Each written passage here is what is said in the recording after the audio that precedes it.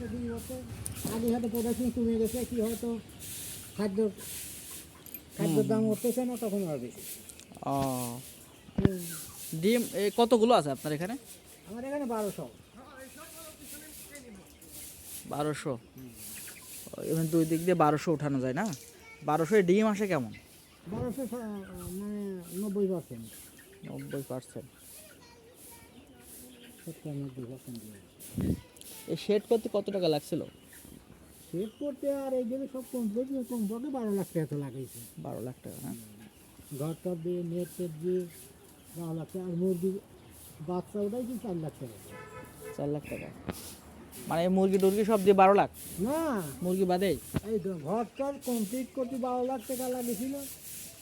এবারও রিভিয়ারিং করলাম, 4 লাখ টাকা লাগবে। এই নেট কিছু নষ্ট হয়েছিল, কিছু ওই যে আপনার আর ওই মুরগির খাঁচা টাচা নষ্ট হয়ে গেছে, ওই খাঁচাই আবার নতুন করে কিছু রিপেয়ারিং করে লাগাইলাম, 3 লাখ টাকা লাগবে।